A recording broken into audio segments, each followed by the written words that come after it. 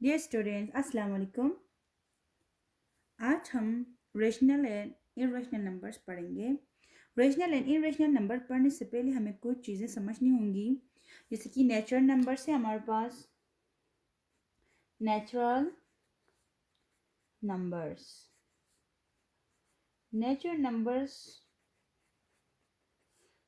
को हम डिनोट करते हैं, उसका नेम देते हैं कैपिटल एन, और ये नंबर्स होते हैं 1 2 3।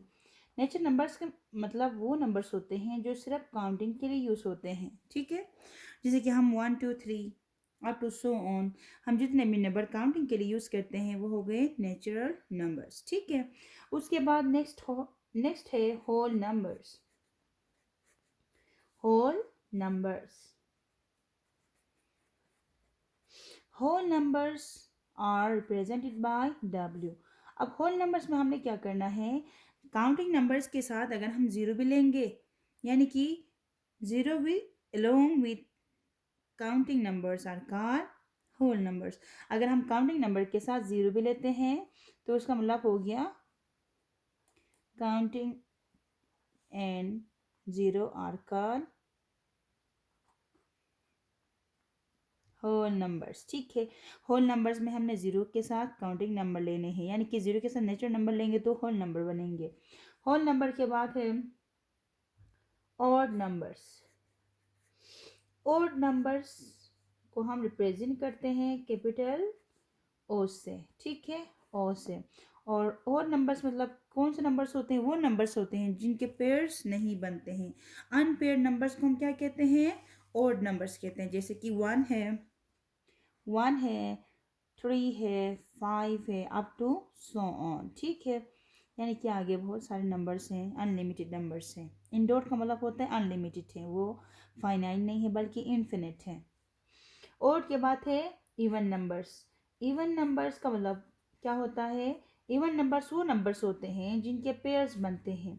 आप ये भी कह सकते हैं कि इवन नंबर का मतलब होता है वो नंबर्स होते हैं जो टू के मल्टीपल्स में हो, यानी कि टू के मल्टीपल का मतलब यानी कि टू के टेबल में आ जाते हैं। जैसे कि हम मल्टीप्लाई कर लेते हैं दो टू के साथ किसी भी नेचुरल नंबर को, तो हमारे पास जो भी नंबर आते हैं वो इवन नंबर्स होते हैं। आप ये भी कह सकते हैं, या फिर आप पेयर नंबर भी कह सकते हैं। इसमें हम पेयर नंबर लेते हैं, ज़ीरो को भी हम कंसिडर करते हैं इवन में ही, ठीक है। टू है, फोर है, सिक्स है, अप टू सो ऑन, आगे कंटिन्यू है, ये अनलिमिटेड है। उसके बाद हम लेंगे integers. Integers integers are represented by Z, और समटाइम इसको हम आई से भी रिप्रेजेंट कर लेते हैं। अब इंटीजर्स में कौन से नंबर होते हैं, इंटीजर्स में पॉजिटिव और नेगेटिव नंबर्स भी होते हैं, ठीक है। पॉजिटिव नंबर्स भी हम अगर इसमें ले लेते हैं, जैसे कि हम लेंगे तो क्या होगा, zero plus minus one comma plus minus two comma plus minus three up to so on. यानी कि इंटीजर्स का मतलब ये होता है होल नंबर जो है ना, उनके साथ अगर हम उनके प्लस और माइनस वाले नंबर्स भी लेते हैं, पॉजिटिव और नेगेटिव नंबर के साथ ज़ीरो लेंगे तो उसका मतलब हो गया इंटीजर्स, ठीक है। अब इंटीजर्स को हम ऐसे भी लिख सकते हैं, जैसे कि हम सेंटर में ज़ीरो लिखेंगे, इसके राइट साइड में पॉजिटिव लिखेंगे और इसके लेफ्ट में नेगेटिव नंबर लिखेंगे, तब भी ये लिख सकते हैं। यहाँ पे नेगेटिव वन होगा, यहाँ पे नेगेटिव टू होगा, और अप टू सो ऑन, ठीक है। तो ये हो गए इंटीजर्स। इंटीजर्स के बाद हम पढ़ते हैं प्राइम नंबर्स। Prime numbers. अब प्राइम नंबर्स क्या होते हैं, प्राइम नंबर्स का मतलब क्या होता है, वो नंबर्स होते हैं जो डिविजिबल होते हैं वन और इटसेल्फ। डिविजिबल का मतलब ये हुआ कि वो कंप्लीटली डिवाइड होते हैं और उसका रिमाइंडर ज़ीरो बचता है। तो वो नंबर्स होंगे जो सिर्फ वन से डिवाइड होते हैं और उसी नंबर से ही डिवाइड होते हैं, ठीक है। जैसे कि हम इधर हम वन नहीं ले सकते, क्योंकि वन जो है उसकी एक और डेफिनेशन ये भी होती है कि उसके ना एटलीस्ट टू फैक्टर्स होने चाहिए, वन और इटसेल्फ। तो वन जो है हम उसको प्राइम में नहीं लेते हैं, क्योंकि वन जो है उसका एक ही फैक्टर होता है, ठीक है। इसलिए हम कहाँ से लेते हैं, टू से लेते हैं। हम टू से लेते हैं, टू है हमारे पास, नेक्स्ट है थ्री है, नेक्स्ट है फाइव है, नेक्स्ट है आपके पास 7 है, अप टू सोन, यानी कि प्राइम नंबर हमने वो नंबर्स लेने हैं जिसके दो ही फैक्टर होते हैं। आप फैक्टर का मतलब ये होता है कि आप दो ऐसे नंबर्स को मल्टीप्लाई करते हो जिसका प्रोडक्ट आपके पास एक सिंगल नंबर आता है। जैसे कि अगर हम 2 के फैक्टर्स की बात करेंगे तो 1 एंड 2 है, यानी कि 1 2 ज़ा 2 होता है, 2 1 ज़ा 2 होता है, यानी कि दोनों का प्रोडक्ट जो है एक गिवन नंबर हो। यानी कि आप जब नंबर्स को मल्टीप्लाई कर लोगे तो इनका प्रोडक्ट जो होगा एक सिंगल गिवन नंबर आता है, तो उसे हम कहते हैं फैक्टर्स। ठीक है, इसी तरह वन के तो फैक्टर एक ही होता है, इसलिए वो ना प्राइम है ना वो कंपोजिट है। जबकि 2 जो है वो उसके फैक्टर्स होते हैं। अब 2 के फैक्टर्स कितने हैं? दो ही हैं, एक 1 है और वो एक दूसरा क्या है? इटसेल्फ है। ठीक है, इसलिए हम 2 को कंसीडर कर लेते हैं प्राइम नंबर में। इसी तरह हम 3 को लेते हैं, फिर लेते हैं हम 5 को, फिर 7 को, तो ये सारे क्या हो गए? प्राइम नंबर्स हो गए। उसके बाद हम लेते हैं कंपोजिट नंबर। अब कंपोजिट नंबर फिर क्या होंगे? कंपोजिट नंबर्स,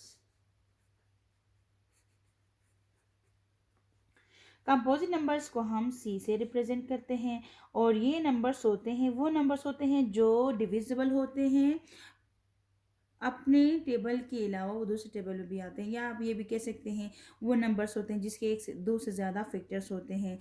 या फिर आप ये भी कह सकते हैं वो नंबर्स जो प्राइम ना हो, हम उनको क्या कहते हैं? कंपोजिट कहते हैं। तो मीन्स हम इधर लिख सकते हैं 3 नहीं 4 हम लिख सकते हैं, इसी तरह हम 6 लिख सकते हैं, 8 लिख सकते हैं, 9 लिख सकते हैं, 10 लिख सकते हैं, अप टू सो ऑन। तो ये सारे नंबर्स कौन से नंबर्स हो गए? कंपोजिट हो गए। हम नोन में लिख देंगे, नोन में हम ये कह सकते हैं कि 1 is neither prime NOR composite, NOR composite number. ठीक है, तो 1 ना प्राइम है ना कंपोजिट है, हम लिख सकते हैं। ठीक है, अभी हम कंपोजिट के बाद पढ़ेंगे रेशनल नंबर्स। रेशनल नंबर्स को हम रिप्रेजेंट करते हैं, रेशनल नंबर्स, रेशनल नंबर्स के लिए हम लेटर यूज करते हैं क्यू। अब रेशनल नंबर का मतलब क्या होता है? वो तमाम नंबर्स होते हैं जिसे हम पी बाई क्यू की फॉर्म में लिखते हैं। ठीक है, हम इसको डिफाइन ऐसे कर, सिंपली हम एक डिफिनेशन ये है, दूसरी डिफिनेशन हम इसके बाद कर लेंगे। सिंपली हम उसको जब लिखते हैं, इसको रिफाइन कर लेते हैं, तो हम लिखते हैं Q is equal to P by Q where Q is not equal to zero. अगर यहाँ पर हम पी बाई क्यू का मतलब ये होता है हम फ्रैक्शन फॉर्म में लिख सकते हैं। हर वो नंबर जिसे हम फ्रैक्शन में लिखते हैं जहाँ पे इसका डिनोमिनेटर जो है वो ज़ीरो नहीं होना चाहिए। अगर डिनोमिनेटर ज़ीरो होगा तो वो अनडिफाइन होता है। फिर हम कहते हैं and Q is not equal to zero, and हम लिखेंगे फिर p comma Q belongs to z, और हमारे पास जो भी p और q होंगे वो हमेशा किससे बिलोंग करेंगे? इंटीजर से बिलोंग कर लेंगे। ठीक है, तो रेशनल नंबर समझने के लिए क्या होगा? वो तमाम नंबर्स जिसे हम p बाई क्यू के फॉर्म में लिखेंगे और q is not equal to zero and p q को बिलोंग्स टू, एंड हम इधर लिखेंगे and p q belongs to integer, यानी कि p और q जो हम लेते हैं वो इंटीजर्स होने चाहिए। ठीक है, अब इरेशनल के लिए हम लेते हैं लेटर। इरेशनल के लिए हम क्या करते हैं? इरेशनल नंबर, इरेशनल नंबर्स के लिए हम लिखते हैं क्यों करके प्राइम करते हैं। अब क्यों प्राइम में क्या होते हैं? वो तमाम नंबर्स होंगे जिसे हम पी बाई क्यू की फॉर्म में नहीं लिख सकते, that are rational irrational numbers. आप ये भी कह सकते हैं वो तमाम नंबर्स जो रेशनल नहीं है उसको हम क्या कहेंगे? इरेशनल नंबर्स कहेंगे। ठीक है, इरेशनल के बाद हम आते हैं रियल नंबर्स पे। अब रियल नंबर का मतलब क्या होता है? रियल नंबर्स, रियल नंबर्स हम पढ़ते हैं। अब रियल नंबर्स का मतलब होता है रेशनल और इरेशनल। अब रेशनल और इरेशनल, रियल में क्या होंगे, जब हम रेशनल और इरेशनल जब दोनों को मिला लेते हैं तो वो बनते हैं रियल नंबर्स। तो मतलब ये हुआ कि नेचर नंबर्स जो है वो प्रॉपर सबसेट हैं किसके, प्रॉपर का हम साइन लेते हैं, nature number is proper subset of W, and W is proper subset of odd numbers, and odd number से इज प्रॉपर सबसेट ऑफ क्या है, इंटीजर्स। इंटीजर्स हम इधर इंटीजर लिखेंगे, बल्कि